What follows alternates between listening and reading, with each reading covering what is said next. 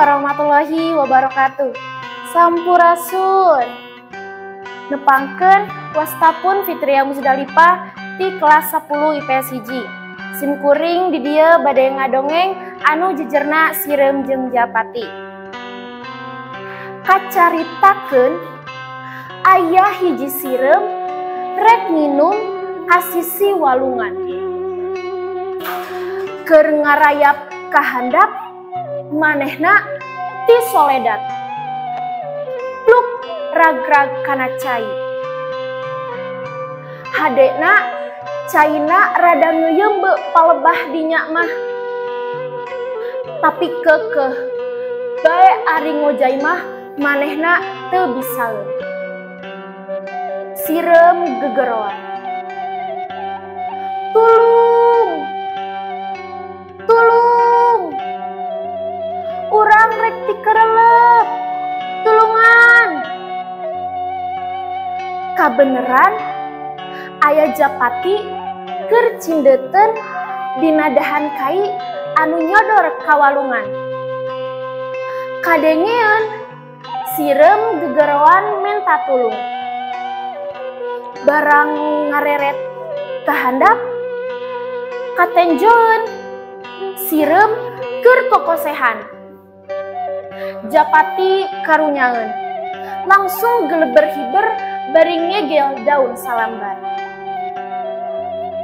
Song diasongkeun daun teh ka hareupeun sireum.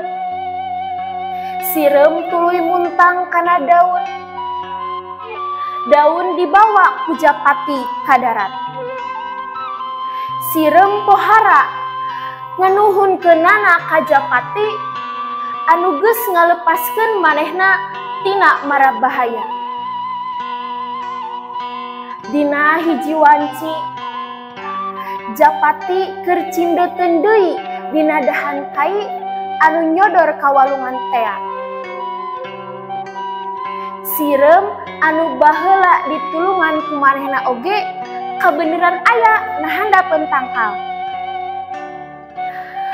Harita ti kajauhan aya paninggaran nyamperkeun lempangna ke keteyepan. Teu talangke deui sireum buru-buru nyamperkeun Japati bari ngaharewos.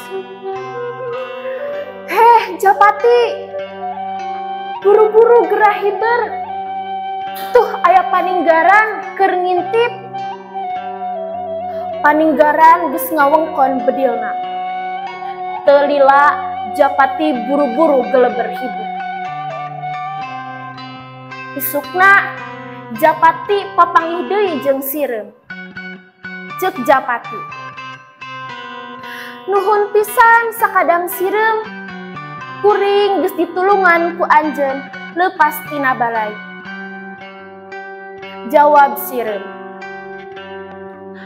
ari eta mah kapanan kewajiban sarerea nulungan batur anu rek meunang cilaka.